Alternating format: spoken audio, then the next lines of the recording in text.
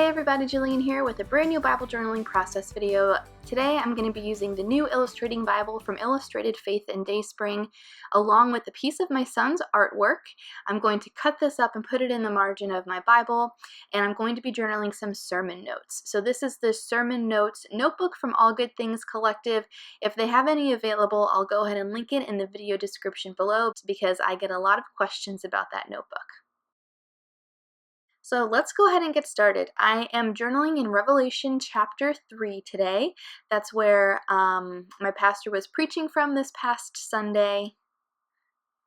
And I'm just flipping through here to show you a couple other journaling entries that I have. The last one I showed you with all of the fruit there, I have a process video for that. If you guys want to check it out, I'll link it below. So I've got about nearly 4 inches of margin to fit both my son's artwork in, and then I'm also thinking about using this clear cut pad from Illustrated Faith. I haven't used this one in a long time, and I'm thinking it would be really nice to use this sheet of pink crosses to go with his artwork. So I'm going to go ahead and peel off the film cover that protects it and then see how I can get them to work together. I also pulled some things from the All People, All Nations collections from Illustrated Faith and Bella Boulevard. I showed you a couple tabs there, the 6x12 sticker sheet. I've got some Studio Calico alphas here, and that's it. We'll just go ahead and get started. So I know that I want to use just a portion of this piece, and so I'm going to go ahead and cut around, like a fussy cut almost, his brush strokes so that I have it kind of bleeding off of the edge of my Bible page. Now because these margins are so large, I can accommodate the majority of my sermon notes and a pretty big element like this. So my son is 3 years old, he'll be 4 soon, and he loves to paint. And so we have a little system that works for us. He sits at his little desk next to mine whenever I want to work on something creative. I let him pick about 5 colors of acrylic paint from this bin that I have. I squirt them onto a paper plate. He has dedicated brushes that he has just torn apart, and he paints on anything from copy paper. In this case it was cardstock. He actually has a really good eye for color. He picked out the colors that he used for this piece, and then I just love the way that it turned out. It's like layered, like bright colors layered on top of each other, and it's not too muddy or anything like that. So I'm super impressed with his painting skills and wanted to include a little piece of him on this page here. So I really like how that's looking. It looks as almost if he painted it on this page, which he didn't. And then I'm going to try and figure out how I can layer this clear cut underneath it. And it probably looks okay in the video, but in person I didn't really want to see the edge of the pad. So I still want that look, but instead of using the clear cut, I'm going to go ahead and mix a couple of Neocolor 2 water-soluble crayons. I'm using some plastic packaging that I have saved from a previous product, and I'm just going to put some of this crayon down on there and then activate it with some water. And I'm going to try the best I can to match the color pink that was on that clear cut pad. So I colored it down first, and then I'm using some water here to kind of mix the color together and pick it up with my brush. So the first color I'd put down was salmon, and then the second color I put down was pink. I'm going to test it out on my sermon notebook here and see what the color actually looks like. It's a little more salmon, a little more orange than I was hoping for, so I'm going to try and mix something a little more pink. And I'm using an angled brush. This came with a set of gelatos, and I'm just going to pretty messily draw pink crosses all over the page. And I want to have a few of them coming out from underneath his artwork that I'm going to include. So I'm just putting it back in there to refer to where it's going to go and then seeing where I should add a few more.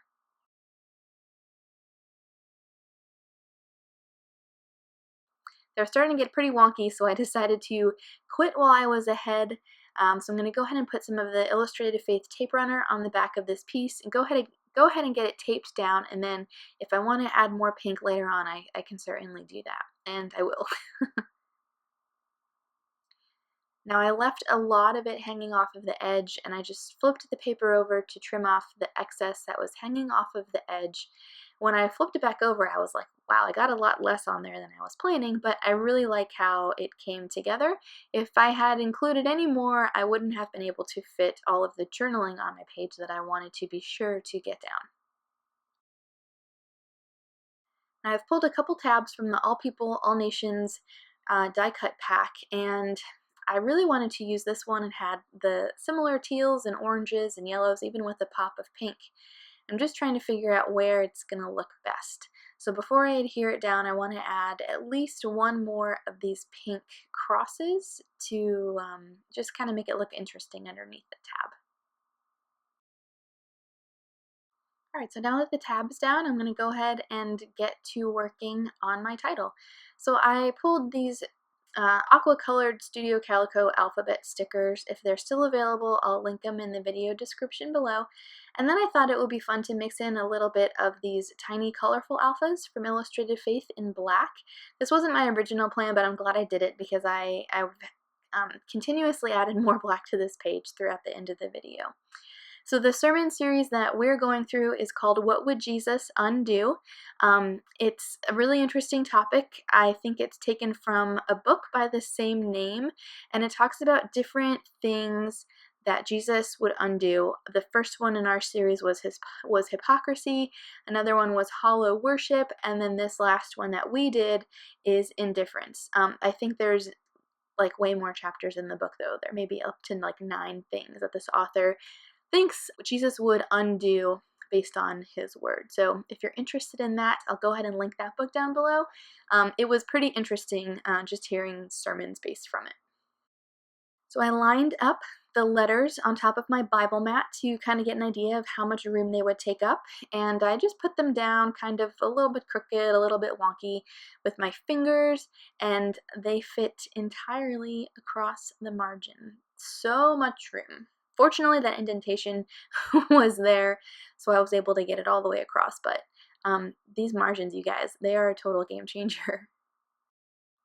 Next, I'm going to use the Illustrated Faith highlighter washi to highlight the passage that I'm journaling in Romans 3, and I'll just go ahead and read it to you guys. It's verses 15 through about 20, and this is a letter to Laodicea.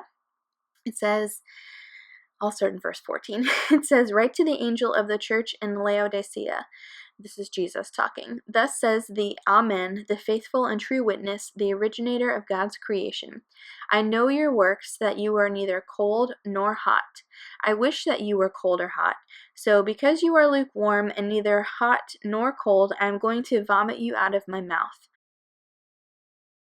So this whole idea of indifference is being lukewarm, neither hot nor cold, like Jesus said.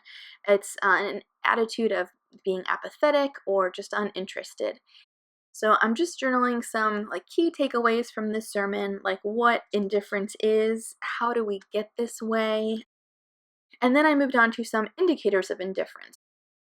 So some indicators of indifference that I thought were interesting were when we're more concerned with impressing people than impressing God, when we rationalize our sin away, when we only look to Jesus in 911 situations. And then one really big thing that I wanted to mention at the bottom was what indifference leads to. Indifference leads to idleness. Idleness leads to temptation, and temptation ultimately to sin. And so the way to kind of get out of this is to have Jesus in every part of our life. He says in verse 20, "I stand at the door and knock. If anyone hears my voice and opens the door, I will come into him and eat with him and he with me." So now that I've got all of my journaling down, I'm thinking maybe I should go ahead and punch a tab out of the leftover piece of art from my son, and I really do think about that for quite a while before moving on to something else. I'm going to go ahead and date stamp my entry so that I don't forget that, and then use some stickers from the 6x12 cardstock sticker sheet. I love this border strip. It had all the colors that I was using today, the teal, the orange, and I for sure wanted to use that in a couple places. Instead of overthinking it, I put it down the first place that it landed, and then I brought it down to the bottom also. I had was looking to some of the puffy crosses here because the pink ones on camera at least just weren't showing up as vibrant as I wanted them to, and I couldn't really find a pink that I wanted. So I'm just going to leave these the way they are, not use any of those puffy crosses, and then look to the Element stamp set from Illustrated Faith just to add some marks on my page because I wanted to bring in a little more black. So I'm stamping that around in a few places using the back of one of these WordFetti sticker sheets as a mask so that I don't get it on top of the art or anything like that. And then I'm going to look through a jar of bows and clips and things that I have. I haven't used these in such a long time since I started my last journaling Bible. I decided to cut down on those things because it just bulks up your Bible really quickly. And fortunately, because this Bible has such a large spiral, it can accommodate so much. I'm really bringing in all of the dimensional things, all of the tabs and bows and clips and things that I have been missing the last several months since starting in my last Bible. My son loves these puffy clips, so I thought about using one as an homage to him, but instead I found these little bow clips, and that mustard color one matched his painting so perfectly, so I decided to go ahead and use this little mustard bow clip. Next, I'm going to look to some WordFetti stickers to put something up at the tab on the top, and I ended up with this one that said return. I felt like that was the most appropriate to use for this entry. And then I pulled some enamel hearts out. I wanted to bring a little bit more of this mustard color down to the border sticker. There really wasn't much happening around these border stickers, and I wanted to create kind of a little cluster, so I'm doing that with these enamel hearts. And then I'm just looking at the page here. What else does it need? I want to add something else, and I could not help myself. I added some black watercolor paint splatters.